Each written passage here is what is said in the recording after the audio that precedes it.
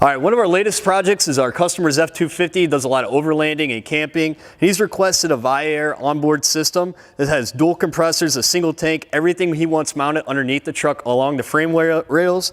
Dakota went ahead and already fabbed up this mount for the tank, and he's going to go ahead and mount the compressors there as well. So this kit comes with everything you need to get it installed onto your truck. You have your gauges, your air lines, your relay. You have all your hoses and lines that you possibly need. The accessories it comes with is the air down gauge, the digital tire inflation, and you actually get your own air hose for whatever you might need to see fit.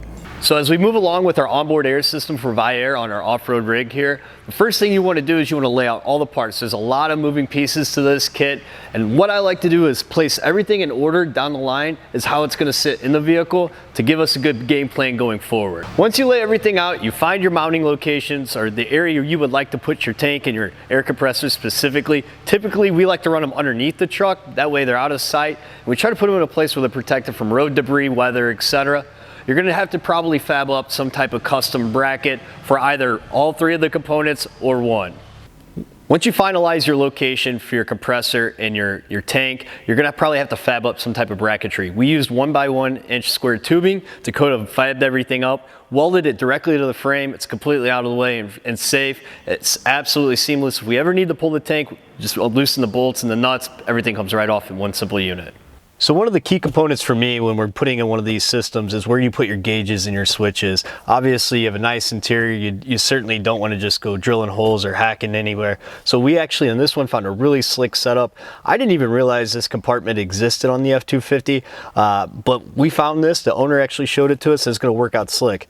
First, we're going to simply pull out these cup holders, and you can see down in here, we're going to mount our gauges and switches right into the inside of the console. You'll never see them. You know, this is not a situation we're going to be using those daily, so it's a great place for it. Keeps it out of sight, out of mind.